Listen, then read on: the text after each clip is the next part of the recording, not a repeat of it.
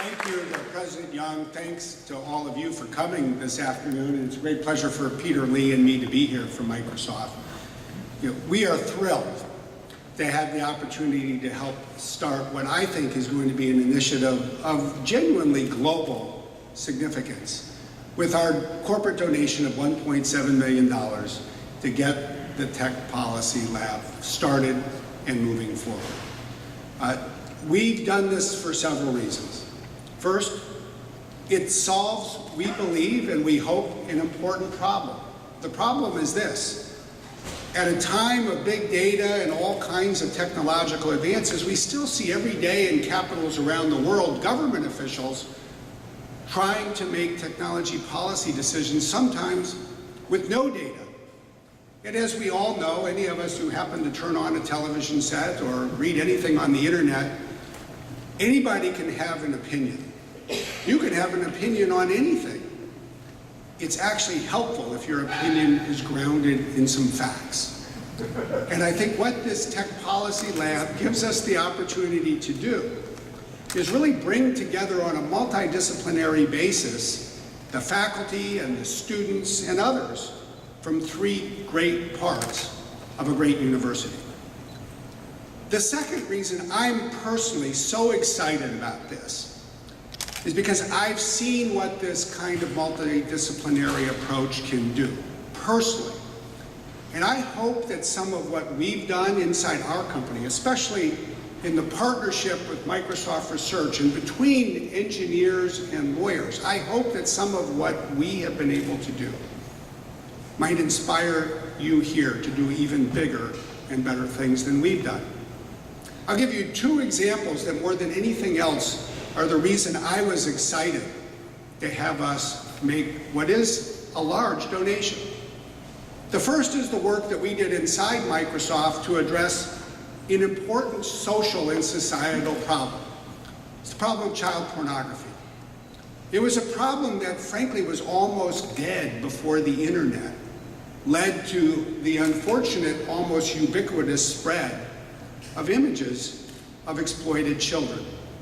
And it's a horrific crime, because if you are a victim of it, the crime doesn't end until the images are gone. And because the images can be replicated and spread, getting them off the internet is a huge challenge. And yet it's a challenge we took on inside the company with people from Microsoft Research and universities and lawyers working with the National Center for Missing and Exploited Children.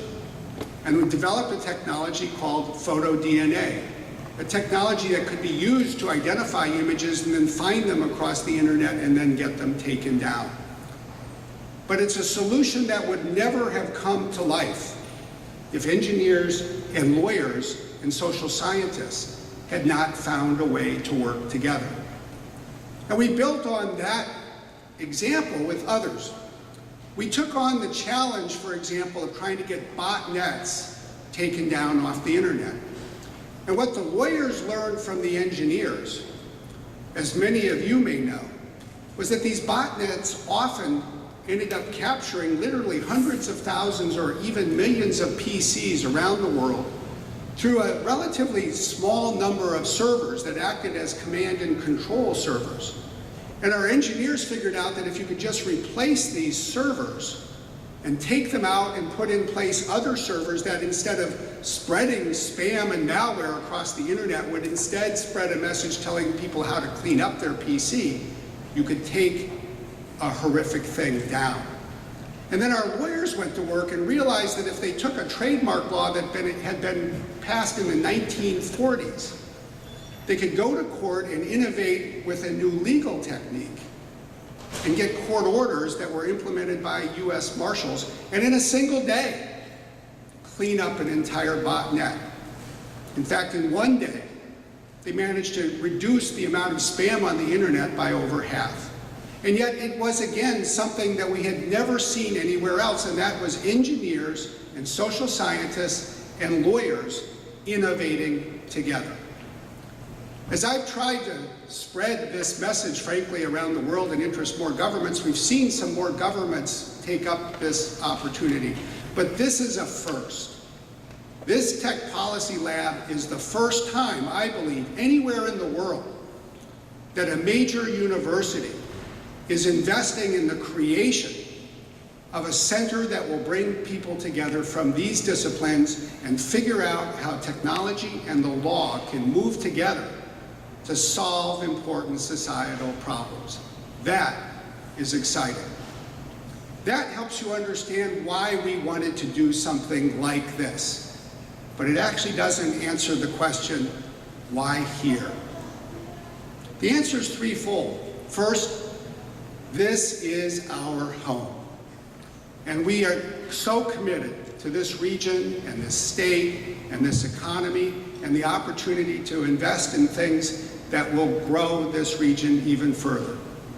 But I have to admit, if that were the only reason, it would not have been enough. We would not have made this investment here.